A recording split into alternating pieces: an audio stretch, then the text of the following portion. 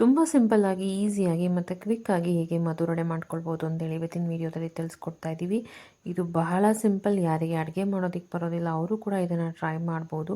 ಅಷ್ಟು ಈಸಿಯಾಗಿ ತುಂಬ ರುಚಿಕರವಾಗಿ ಇರುತ್ತೆ. ಮತ್ತು ಏನು ನಿಮಗೆ ಮದ್ದೂರಲ್ಲಿ ನೀವು ತಿಂತೀರ ಮದ್ದೂರೊಡೆ ಅದೇ ರೀತಿ ಟೇಸ್ಟನ್ನು ಕೊಡುತ್ತೆ. ನೀವು ಮಧು ಟಿಫಾನೀಸಲ್ಲಿ ಟ್ರೈ ಮಾಡಿರ್ಬೋದು ಅಥವಾ ಬೇರೆ ಕಡೆ ಟ್ರೈ ಮಾಡಿರ್ಬೋದು. ಅದೇ ರೀತಿಯಾಗಿ ತುಂಬ ರುಚಿಯಾಗಿ ಮನೆಯಲ್ಲಿ ಸಿಂಪಲ್ಲಾಗಿ ಹೆಲ್ದಿಯಾಗಿ ಹೇಗೆ ಮಾಡ್ಕೊಳ್ಬೋದು ಅಂತೇಳಿ ನಾನು ನಿಮಗೆ ತಿಳಿಸ್ಕೊಡ್ತಾ ಇದ್ದೀನಿ. ನಾವು ಮನೆಯಲ್ಲಿ ಫ್ರೆಶ್ ಆಯಿಲ್ನ ಯೂಸ್ ಮಾಡಿಕೊಂಡು ಮತ್ತು ತುಂಬ ಚೆನ್ನಾಗಿರುವಂಥ ಈರುಳ್ಳಿಗಳನ್ನು ಹಾಕ್ಕೊಂಡು ಹೇಗೆ ನಾವು ರುಚಿಯಾಗಿ ಸಿಂಪಲ್ಲಾಗಿ ಮತ್ತು ಕೇವಲ ಅರ್ಧ ಗಂಟೆಯಲ್ಲಿ ನಾವು ಹೇಗೆ ಮಾಡ್ಕೊಳ್ಬೋದು ಅಂತೇಳಿ ನಾನು ನಿಮಗೆ ತಿಳಿಸ್ಕೊಡ್ತಾ ಇದ್ದೀನಿ. ಇದು ಯಾರು ಬೇಕಾದರೂ ಟ್ರೈ ಮಾಡ್ಬೋದು. ನಿಮಗೆ ಗರಿ ಗರಿಯಾಗಿ ತುಂಬ ರುಚಿಯಾಗಿ ಬರುತ್ತೆ ಈ ರೆಸಿಪಿ. ಒಂದು ಸಲ ಟ್ರೈ ಮಾಡಿ ಹೇಗೆ ಅನ್ನಿಸ್ತು ಅಂತೇಳಿ ನನಗೆ ಕಮೆಂಟ್ ಸೆಕ್ಷನಲ್ಲಿ ತಿಳಿಸಿ. ವಿಡಿಯೋನ ಕೊನೆಯ ತನಕ ನೋಡಿ, ಎಲ್ಲೂ ಸ್ಕಿಪ್ ಮಾಡಬೇಡಿ.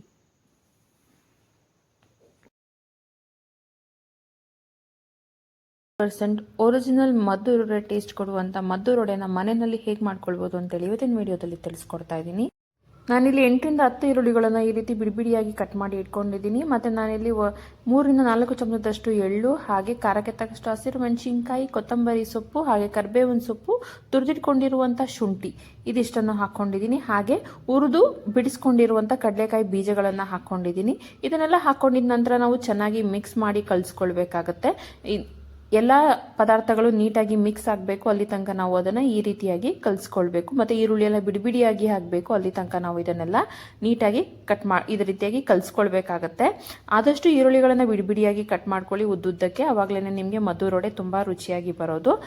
ನಂತರ ನಾನಿಲ್ಲಿ ಕಾದಿಟ್ಕೊಂಡಿರುವಂಥ ಎಣ್ಣೆಯನ್ನು ಹಾಕೊಳ್ತಾ ಇದ್ದೀನಿ. ಚೆನ್ನಾಗಿ ಕಾದಿರಬೇಕು ಎಣ್ಣೆ. ಆ ಎಣ್ಣೆನ 2 ರಿಂದ 3 ಚಮಚದಷ್ಟು ಹಾಕೊಳ್ತಾ ಇದ್ದೀನಿ. ಹಾಗೆ ನಾನಿಲ್ಲಿ 4 ಚಿಕ್ಕ ಬೌಲ್ನಲ್ಲಿ ರವೆನ ಹಾಕೊಳ್ತಾ ಇದ್ದೀನಿ, ಸೂಜಿ ರವೆ. ಹಾಗೆ ನಾನಿಲ್ಲಿ 2 ಬೌಲಷ್ಟು ಮೈದಾ ಹಿಟ್ಟನ್ನು ಹಾಕೊಳ್ತಾ ಇದ್ದೀನಿ. ಹಾಗೆ 1.5 ಬೌಲಷ್ಟು ನಾನಿಲ್ಲಿ ಅಕ್ಕಿ ಹಿಟ್ಟನ್ನು ಹಾಕೊಳ್ತಾ ಇದ್ದೀನಿ. ಇದನ್ನೆಲ್ಲ ಹಾಕೊಂಡು ಎಲ್ಲದು ನೀಟಾಗಿ ಮಿಕ್ಸ್ ಆಗೋ ತನಕ ನಾವು ಅದನ್ನು ಚೆನ್ನಾಗಿ ಕಲಿಸ್ಕೊಳ್ಬೇಕಾಗುತ್ತೆ. ನಂತರ ರುಚಿಗೆ ತಕ್ಕಷ್ಟು ಉಪ್ಪನ್ನು ಕೂಡ ಹಾಕ್ಕೊಂಡು ಈರುಳ್ಳಿನ ನಾವು ಚೆನ್ನಾಗಿ ಸ್ಕ್ವೀಸ್ ಮಾಡಿ ಕಲಿಸ್ಕೊಳ್ಬೇಕು. ಯಾಕಂದರೆ ಈರುಳ್ಳಿನಲ್ಲಿ ನೀರಿನ ಅಂಶ ಇರುತ್ತೆ. ಇದೆಲ್ಲ ನೀಟಾಗಿ ನಾವು ಚೆನ್ನಾಗಿ ಸ್ಕ್ವೀಸ್ ಮಾಡಿ ಎಲ್ಲದನ್ನು ನೀಟಾಗಿ ಕಲಿಸ್ಕೊಳ್ಬೇಕಾಗತ್ತೆ. ಈ ರೀತಿಯಾಗಿ ಇದೆಲ್ಲ ಕಲಿಸ್ಕೊಂಡಿದ ನಂತರ ನಮಗೆ ಉಂಡೆ ಕಟ್ಟೋ ಅದಕ್ಕೆ ಎಷ್ಟು ನೀರಿನ ಅವಶ್ಯಕತೆ ಇದೆ ಅಷ್ಟು ನೀರನ್ನು ಹಾಕ್ಕೊಂಡು ನಾವು ಇದನ್ನು ಈ ರೀತಿಯಾಗಿ ಕಲಿಸ್ಕೊಳ್ಬೇಕು. ಅಂದರೆ ಅದು ಉಂಡೆ ಕಟ್ಟುವಂಥ ಅದಕ್ಕೆ ಬರಬೇಕು. ಅಲ್ಲಿ ತನಕ ನಾವು ಅದನ್ನು ಸ್ವಲ್ಪ ಸ್ವಲ್ಪ ನೀರನ್ನು ಹಾಕ್ಕೊಂಡು ನಾವು ನೀಟಾಗಿ ಕಲಿಸ್ಕೊಳ್ಬೇಕಾಗತ್ತೆ. ನೋಡಿ, ಈ ರೀತಿಯಾಗಿ ನಾವು ಚೆನ್ನಾಗಿ ಎಲ್ಲದನ್ನು ಮಿಕ್ಸ್ ಮಾಡಿಕೊಂಡು ನೀಟಾಗಿ ಕಲಿಸ್ಕೊಳ್ಬೇಕು.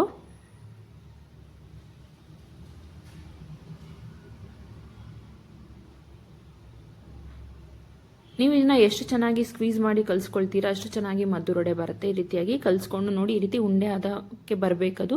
ಇವಾಗ ಅದು ರೆಡಿ ಆಗಿದೆ. ಈ ರೀತಿ ಉಂಡೆ ಕಟ್ಕೊಳ್ಳೋ ಅದಕ್ಕೆ ಬಂದಿದೆ ಅಂತಂದರೆ ನಮಗೆ ಮದ್ದೂರೊಡೆ ಮಾಡೋದಕ್ಕೆ ಅದು ರೆಡಿ ಆಗಿದೆ. ಈ ರೀತಿ ಅದನ್ನು ನಾವು ಒಂದು ಬಟರ್ ಪೇಪರ್ ಮೇಲೆ ಹಾಕ್ಕೊಂಡು ಈ ರೀತಿಯಾಗಿ ಸ್ವಲ್ಪ ನಾವು ಮೈದಾ ಹಿಟ್ಟನ್ನ ಡಸ್ಟಿಂಗ್ ಮಾಡ್ಕೊಂಡು ಈ ರೀತಿ ಮಾಡ್ಕೊಳ್ಳೋದ್ರಿಂದ ಮದ್ದೂರೊಡೆ ತುಂಬ ಚೆನ್ನಾಗಿ ಬರುತ್ತೆ.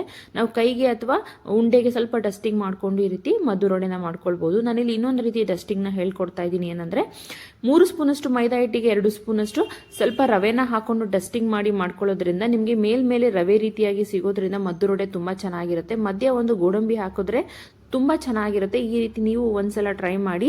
ನೀವು ಯಾವಾಗಲೂ ಡಸ್ಟಿಂಗ್ ಮಾಡಬೇಕಾದ್ರೆ ಸ್ವಲ್ಪ ಮೈದಾ ಹಿಟ್ಟು ಸ್ವಲ್ಪ ರವೆಯನ್ನು ಮಿಕ್ಸ್ ಮಾಡಿಕೊಂಡು ಡಸ್ಟಿಂಗ್ ಮಾಡ್ಕೊಂಡು ಈ ರೀತಿ ಮಾಡೋದ್ರಿಂದ ಮೇಲ್ಗಡೆ ನಿಮಗೆ ರವೆ ಕ್ರಿಸ್ಪಿಯಾಗಿ ಸಿಗುತ್ತೆ. ಅದರಿಂದ ಮದ್ದೂರೊಡೆ ತುಂಬ ರುಚಿಯಾಗಿರುತ್ತೆ. ಇವಾಗ ಕಾದಿರೋ ಎಣ್ಣೆನಲ್ಲಿ ಹಾಕ್ಕೊಂಡು 2 ಬದಿ ಚೆನ್ನಾಗಿ ಬೇಯಿಸ್ಕೊಂಡ್ರೆ ರುಚಿಯಾದ ಮದ್ದೂರೊಡೆ ರೆಡಿ ಆಗುತ್ತೆ. ನೀವು ಟ್ರೈ ಮಾಡಿ. ಹಾಗೆ ಹೇಗೆ ಬಂದಂತೇಳಿ ನನಗೆ ಕಮೆಂಟ್ ಸೆಕ್ಷನಲ್ಲಿ ತಿಳಿಸಿ. ಹಾಗೆ ನನ್ನ ಚಾನಲ್ನ ಫಾಲೋ ಮಾಡಿ. Thank you.